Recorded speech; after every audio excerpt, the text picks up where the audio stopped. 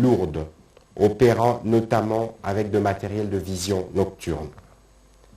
Alors qu'il est acculé et privé d'initiative à Tchanzu et Runyoni dans les territoires de Rutshuru, il apparaît lourdement armé à Kibumba, situé à plusieurs dizaines de kilomètres plus loin en territoire des Nyiragongo, avec l'objectif de conquérir le camp militaire de Rumangabo. Pendant que le gouvernement congolais attendait le rapport du mécanisme conjoint des vérifications qui a été activé par le Rwanda, nous avons été surpris de voir qu'il est passé par de représailles, comme il avait annoncé. Le soutien manifeste à cette force négative en est la preuve. Les effets militaires retrouvés sur place, les images détenues par nos forces armées, ainsi que les témoignages recueillis auprès de nos populations, démontrent à suffisance que le M23 est soutenu par l'armée rwandaise. Cette attitude récidiviste vise clairement à torpiller nos efforts de pacification engagés dans le cadre du processus de Nairobi. En conséquence, le Conseil supérieur de la défense tire les conclusions ci-après. 1. Le M23 est considéré comme un mouvement terroriste.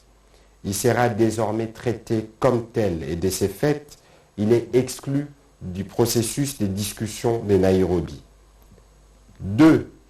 Une mise en garde est faite au gouvernement rwandais, dont l'attitude est de nature à perturber le processus de paix qui arrive pratiquement à son terme avec les discussions de Nairobi où tous les groupes armés, à l'exception du M23, se sont engagés sur la voie de la paix. 3. Comme mesure conservatoire, il a été décidé la suspension immédiate des vols de la compagnie d'aviation rwandaise à destination de la République démocratique du Congo. 4. Il a été également décidé de la convocation de l'ambassadeur du Rwanda accrédité en République démocratique du Congo pour lui notifier la désapprobation totale du gouvernement congolais. Le Conseil supérieur de la défense dénonce fermement une campagne de manipulation ourdie par le Rwanda, accusant notre armée de collaborer avec de forces négatives pour justifier son soutien au groupe terroriste du M23. Nous saluons la condamnation unanime de cette énième aventure du M23 et de ses parrains par l'Union africaine, les Nations unies, l'Union européenne, les États-Unis d'Amérique, la Belgique et autres. Nous remercions notre population pour le soutien manifeste à l'endroit de nos forces armées et de la police nationale afin d'assurer la protection de notre pays et l'intangibilité de nos frontières. Nous l'invitons en même temps à ne pas tomber dans le piège de l'ennemi en préservant l'harmonie qui règne entre les différentes communautés. Nous en appelons aussi à sa vigilance. Nous tenons à rappeler enfin l'engagement de la République démocratique du Congo dans le cadre du processus de Nairobi conduit par le président Uhuru Kenyatta pour construire une paix durable avec tous les pays de la communauté de l'Afrique de l'Est. Fait à Kinshasa le 27 mai 2022. Un autre extrait du compte-rendu, c'est celui du Conseil des ministres présidé par le chef de l'État, les porte-parole du gouvernement, ministre de la Communication Patrick Muyaya Katembwe, dans cet extrait. Ministre de l'Intérieur, Sécurité, décentralisation et affaires coutumières, représentant les vice-premiers ministres en mission, a informé le Conseil que l'état du territoire reste dominé par la poursuite des opérations militaires ordonnées par le commandant suprême des forces armées de la République démocratique du Congo et de la police nationale congolaise, avec un accent particulier sur les récents événements dans le Nord Kivu. Sur le plan politique, en vue de préserver l'ordre et la tranquillité dans les provinces et a connu récemment l'élection de gouverneurs et des vice-gouverneurs, suite aux velléités des tensions perceptibles à travers les assemblées provinciales, le ministère a invité pour consultation les présidents et les députés provinciaux de la Chopo, Bazuele et Tanganyika, où la situation avait tendance à la dégradation, de nature à troubler l'ordre public. Intervenant à son tour, le ministre de la Défense nationale et ancien combattant est revenu sur les opérations militaires menées contre les M23. Il s'est essentiellement focalisé sur la chronologie des événements. Il a soutenu de manière non équivoque, au regard des effets militaires trouvés sur terrain, que le Rwanda soutenait bel et bien ces mouvements. Parmi les effets retrouvés, il s'agit des paires détenues, des casques de forces spéciales, des gourdes militaires et d'autres munitions. Malabo en Guinée équatoriale pour le sommet des chefs d'État, les vice-premiers ministres, ministre de l'Intérieur s'est entretenu avec les représentants du Haut Commissariat des Nations Unies aux réfugiés. José Baïtombo. En cours pour établir la paix en République démocratique du Congo qui constitue l'une des situations humanitaires complexes et difficiles compte tenu de la multiplicité de conflits qui affectent la paix et le bien-être de plusieurs zones de ce vaste territoire. Les activités de secours et de développement doivent être également intensifiées. Des contacts importants pris lors de son séjour à Malabo en Guinée équatoriale. Le vice-premier ministre, ministre de l'Intérieur et Sécurité, Daniel Asselo Kito-Akoy, en a discuté avec le haut-commissaire assistant chargé des opérations du Haut-Commissariat pour les réfugiés en vue de faire face aux défis humanitaires actuels en RDC. Théâtre d'éruptions sporadiques des violences, en particulier dans sa partie est, où d'ailleurs de nouvelles violences continuent à secouer la région. La RDC, l'un des pays les plus touchés par la crise de déplacement, compte en ce jour plus de 5 millions de déplacés internes et 1 million de Congolais dans les pays africains qui attendent de réponses concrètes à leurs besoins vitaux. Une des solutions préférées, c'est bien sûr le retour. Nous avons parlé du retour des Burundais qui se déroule. Nous avons parlé du retour des Centrafricains qui se déroule. Nous avons aussi parlé de la question des réfugiés rwandais qui sont dans le pays depuis nombreuses années, bien près de 30 ans, et des solutions qui doivent être trouvées par rapport à eux. Nous avons aussi parlé de la question des personnes déplacées, les conflits que nous voyons dans le pays. Malheureusement, ont pour effet un grand nombre de personnes déplacées. Il faut faire en sorte que l'assistance de la communauté internationale continue d'être fournie. Daniel Asselo Kito-Akoy n'est pas allé du dos de la cuillère pour éclairer la lanterne de son interlocuteur en s'appuyant sur la vision du chef de l'État, Félix-Antoine Tshisekedi Tshilombo, qui tient à tout prix à trouver des solutions idoines qui contribuent au redressement post-conflit pour le retour de la paix avec des plans de réponse multisectoriels. Formation professionnelle spécialisée en comptabilité et branche connexe, plus de 60 jeunes y ont participé. L'objectif étant d'avoir des personnes maîtrisant les chiffres à même d'asseoir la comptabilité et la bonne gouvernance. On fait le point avec Jojo Ndiboukaboula. Le Conseil permanent de la comptabilité au Congo, CPCC, vient de déverser une soixantaine de jeunes et professionnels sur le marché d'emploi. Ces apprenants, composés d'un groupe hétéroclite, ont tari d'éloges aux organisateurs de la dite formation. Pour le secrétaire général du CPCC, William Mbouyamba Kalumbai, le Conseil permanent de la comptabilité au Congo vient encore une fois de plus d'améliorer l'expertise de ces jeunes. Nous sommes dans le cadre de la formation continue.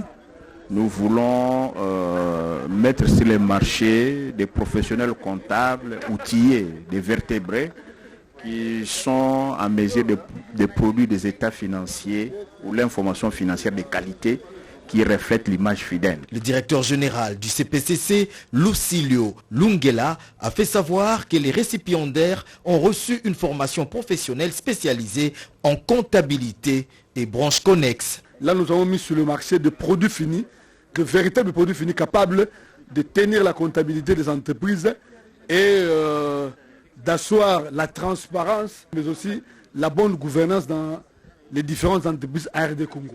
Signalons que les apprenants ont également bénéficié de plusieurs matières, notamment la comptabilité générale, la comptabilité de gestion, l'audit financier, le contrôle interne, l'analyse financière, l'organisation comptable, l'éthique et déontologie, ainsi que la gestion de la trésorerie. Un autre temps fort, il s'agit de la remise de brevets aux récipiendaires. En Ituri, 8 militaires, dont 4 officiers supérieurs condamnés à peine de mort et radiés des FARDC pour la vente d'armes et munitions aux miliciens Codeco. Verdict de la Cour militaire de l'Ituri rendu ce vendredi 27 mai. Françoise Bouer. Ils sont au total 13 prévenus avoir été condamnés par la Cour militaire de l'Ituri pour vente d'armes et munitions aux miliciens Codeco dans le territoire de Djougou. Parmi eux, 8 militaires dont 4 officiers supérieurs condamnés à la peine de mort et tous radiés de FARDC. Même peine infligée à 3 civils dont Madame Solange Makoussi, arrêtée en mars dernier avec plusieurs munitions de guerre sur la route Bambou. 2 autres femmes ont écopé chacune 10 ans de prison. Suivi à cet effet le prononcé du jugement par le colonel magistrat Dienga Akelele Kelly, premier président de la Cour militaire. La Cour des séances met la République démocratique du Congo hors cause. Elle est irrecevable et fondée les actions civiles des autres parties civiles et condamne en conséquence les prévenus à leur payer solidairement la somme de $150 000 à titre de dommages d'intérêt pour les préjudices subis. Selon le ministère public, ces armes vendues aux miliciens Codeco auraient facilité notamment le massacre des 62 déplacés au site de Plaine Savou vers Boulé en février dernier. La population salue ce jugement qu'elle estime comme une leçon à d'autres brebis galaises au sein de l'armée. Quelques militaires combattent mon boy, mais comme militaires, déjà l'état qu'on a fait à case. Les condamnés iront en appel en contestation de cette décision de la Cour, ont dit leurs avocats qui saluent tout de même l'acquittement de leurs clients.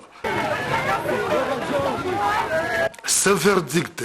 Restons toujours en Ituri pour constater les débuts des travaux de construction de l'aéroport de Bunia, travaux qui consistent à élargir la piste d'atterrissage pour les aéronefs provenant de plusieurs points du monde. Regardez.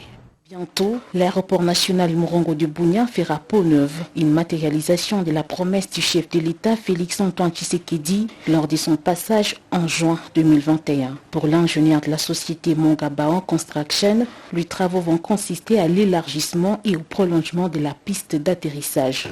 Pour le moment, nous avons une longueur de 1850 qui est permanent. Il faut prolonger à 650 pour avoir un total de 2000 mètres et la largeur que vous avez ici c'est 30, il faut l'amener à 45, c'est-à-dire il faut ajouter 15 mètres. Le gouverneur militaire de l'Ituri a effectué une descente sur terrain pour s'imprégner d'avance des détails relatifs aux travaux qui seront exécutés. La province de l'Ituri doit se développer pour le bien-être de la population iturienne, conformément au souhait du président de la République Félix Antoine Tshisekedi, rassure le lieutenant général Luboya Kashamadjoni. Je suis venu moi-même me rendre compte des travaux très prochains qui vont commencer. C'est-à-dire quoi? Nous voyons l'avenir de l'Ituri.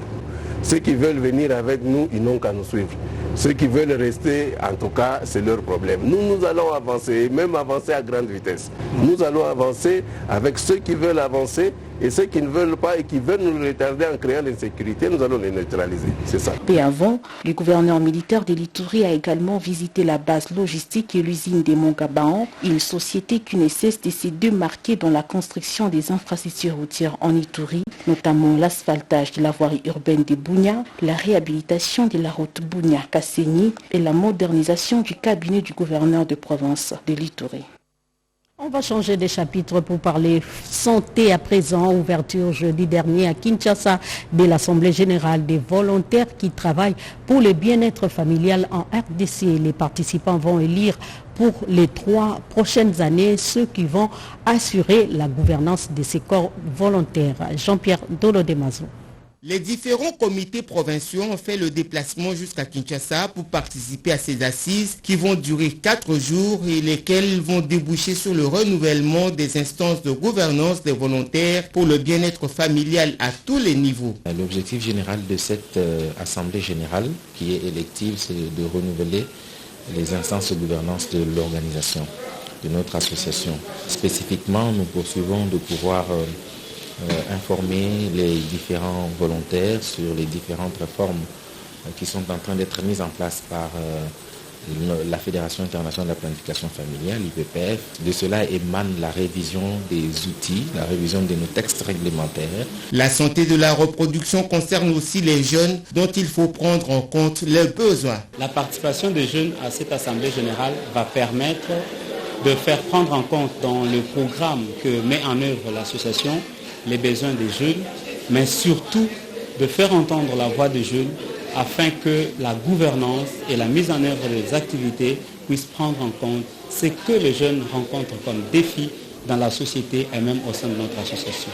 Rappelons que l'association pour le bien-être familial Naissance Désirable totalise bientôt 50 ans dans la promotion de la santé de la reproduction en République démocratique du Congo avec un focus sur la planification familiale.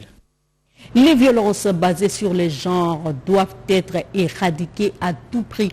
Des animateurs ont été formés pour sensibiliser à leur tour dans les écoles de la ville-province Kinshasa, au Congo central et à Kwilu. Une formation organisée par la 28e communauté des églises méthodistes unies avec l'appui du Fonds des Nations Unies pour la population UNFPA. Sirobole. Près de 40 animateurs ont été formés avant leur déploiement dans des écoles. Ces derniers auront à sensibiliser contre les violences basées sur le genre. 5 provinces éducationnelles de la ville de Kinshasa, à savoir Lukunga, Tchangou, Funa, Moamba et Plateau, sont concernées. Les techniques de mobilisation et de sensibilisation, mais aussi les abus et harcèlements sexuels ont été abordés. Une formation organisée par la 28e communauté méthodiste unie au Congo central avec l'appui du Fonds des Nations Unies pour la population UNFPA dans le cadre du projet d'équité et de renforcement du système éducatif perse financé par la Banque mondiale. UNFPA est venu pour nous appuyer avec les techniques d'animation et de sensibilisation dans les écoles adaptées. Et un animateur doit regrouper 10 écoles pour passer sa sensibilisation. Pendant les rassemblements et pendant aussi la récréation et montrer l'importance de cette ligne verte orientée vers les centres de prise en charge. Pour la première phase de ces projets, 400 écoles de Kinshasa, Congo central et Kwilu ont été ciblées pour la campagne de sensibilisation contre les violences basées sur le genre, exploitation, abus et harcèlement sexuel qui sera lancé dans les tout prochains jours. Santé toujours, un atelier d'échange a été organisé par l'Institut national de santé publique en collaboration avec GPO, des structures qui visent l'amélioration de la santé de la population congolaise. Une façon de réduire les taux de mortalité, nous dit Diane Balaka.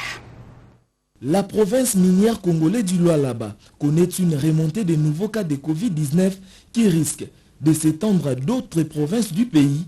Une réalité annoncée par le coordonnateur du secrétariat technique du comité multisectoriel de la riposte, le professeur Jean-Jacques Mouyembe, est aussi confirmé par le chef des divisions de la santé du Lualaba, le docteur Gérard Mwambu Mukoji, qui avance le chiffre de 150 nouveaux cas de Covid-19 rien que pour la semaine dernière. Préoccupé par cette poussée épidémique au Lualaba qui serait une menace d'une 5e vague pour le pays, le coordonnateur du secrétariat technique du comité multisectoriel de la riposte a dépêché en urgence au Lualaba une équipe d'experts nationaux ayant pour mission d'appuyer le Lualaba dans la mise en œuvre d'un système de réponse efficace et efficient à la pandémie à Covid-19. Depuis quelques semaines, nous continuons à multiplier les cas de Covid. Et il y a eu des jours où plus de 60 cas positifs, nouveaux cas, ont été dépistés. Et lorsqu'on fait la comptabilité de la semaine, nous dépassons 150 cas de Covid-19 qui venaient d'être notifiés.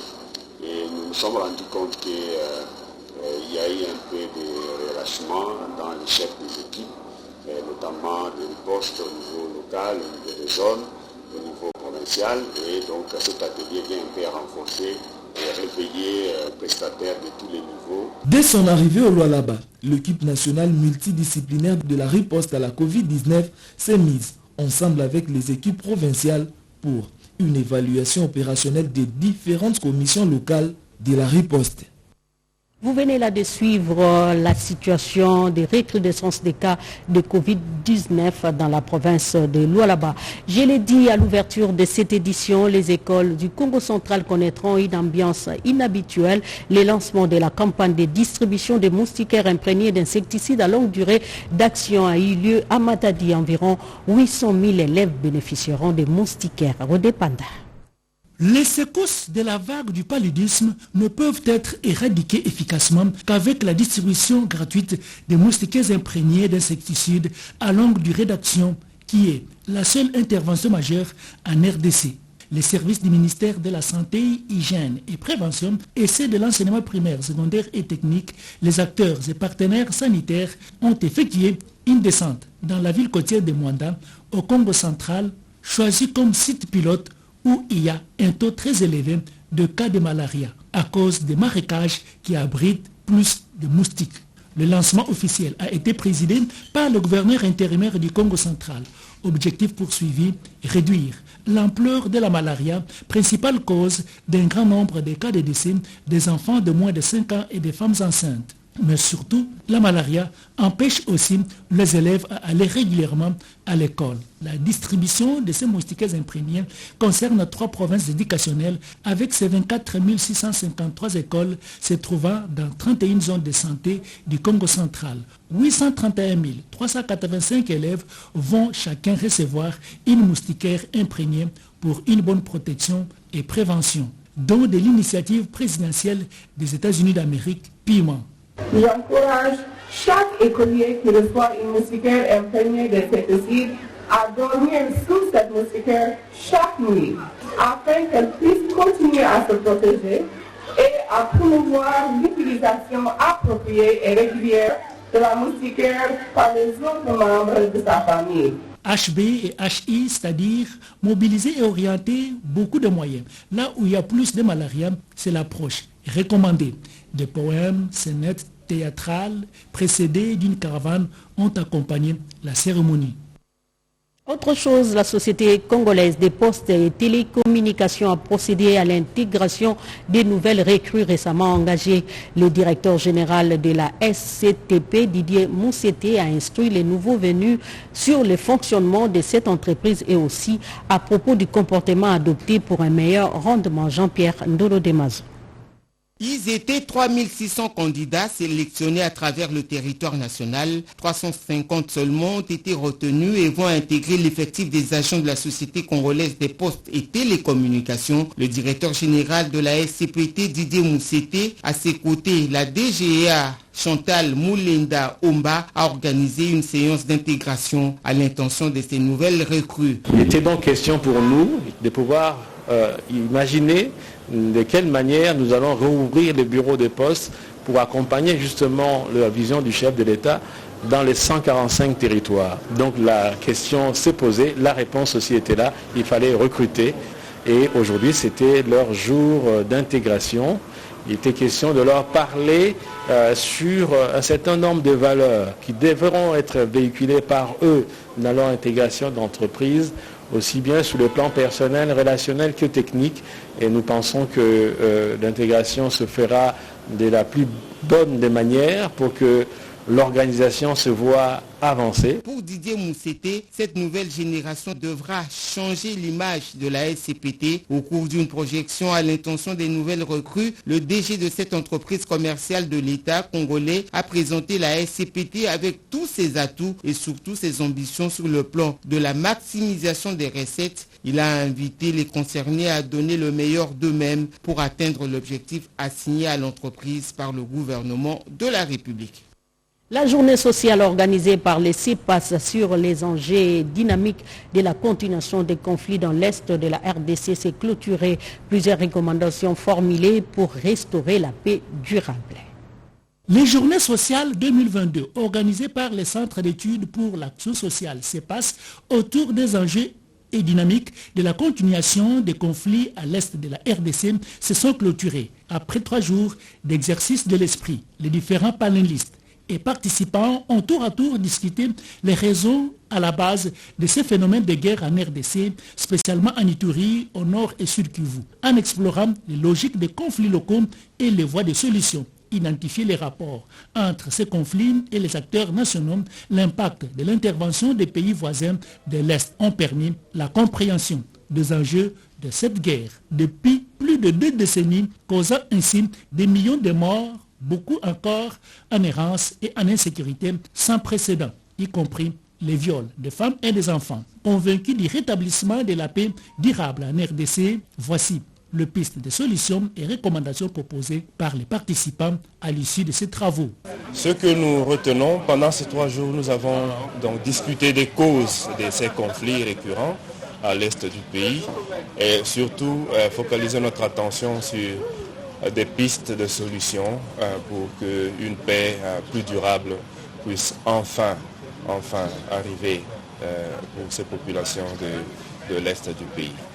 Entre autres, casser les business de guerre dont les acteurs sont des miliciens et officiers militaires, renforcer l'armée en extirpant les infiltrés et rétablir l'autorité de l'État. Dire non à la guerre n'est pas une fatalité, on peut l'éviter, on doit l'éviter. Seulement, il faut un État responsable capable d'assurer la protection à son peuple, soutiennent le participant. Cet événement haut en couleur consacre la sortie officielle du parti politique dénommé Alliance des Congolais Progressistes ACP. Cela se passe au stade des Martyrs à Kinshasa et a pour autorité morale Jean-Tiningo Bilambaka. ACP regorge beaucoup de personnalités politiques mieux dévertébrées dans la scène politique, aussi des jeunes Congolais qui aspirent, militent dans la politique congolaise. D'où leur engagement au stade des Martyrs pour sceller cette adhésion populaire. On va parler religion pour clore cette édition du journal. Une prière d'action de grâce pour la paix dans la partie est du pays et l'ensemble du territoire national a été organisée par les fidèles de la paroisse Saint-Gabriel de Yolo. Ils implorent la miséricorde divine pour la paix dans nos familles respectives. La joie dans nos familles est un remède pour l'ensemble de la population, la famille étant la cellule de base pour le développement. Durant 9 jours, les fidèles de la paroisse Saint-Gabriel de Yolo ont organisé une neuvaine de prières pour les familles et la nation congolaise, avec comme thème « Moi et ma maison, nous servirons l'Éternel » tiré de Josué 24, verset 15. Plusieurs prêtres de l'archidiocèse de Kinshasa et de la paroisse Saint-Gabriel ont tous confirmé que Dieu a un plan merveilleux pour nos familles. Non seulement, Satan nous réclame toujours le cas de Michel, Archange, Job et autres. Dieu veille toujours à notre bonheur en général et de nos familles en particulier. L'abbé Bruno Kabangoum, curé de la paroisse Saint-Gabriel du doyenné Saint-Gabriel, explique. Nous avons confié cette neuvaine sous la protection de Marie, mère du désarmement, avec comme thème « Moi et ma famille, nous servirons l'Éternel ». Nous voulons la restauration de nos familles. Nous voulons la bénédiction de nos familles. Nous voulons l'unité de nos familles. Voilà pourquoi j'ai pensé que nos familles sont disloquées aujourd'hui. Nos familles, c'est dans des pleurs, grincements des dents, les familles divisées, les parents partent, les koulouna dans nos familles, des enfants qui ont étudié, qui n'ont pas de boulot, beaucoup de mots et beaucoup de grincements des dents. Les fidèles de cette paroisse ne cessent de prier pour la nation congolaise et l'arrivée de Saint-Père en RDC. Fin de cette grande édition de la mi-journée sur la RTNT. Madame, Messieurs, merci pour votre attention soutenue. Merci à Joël Kaimbe pour son concours rédactionnel. Discover Pongo et Rodépendant ont réalisé ce journal. L'actualité reviendra à 19h.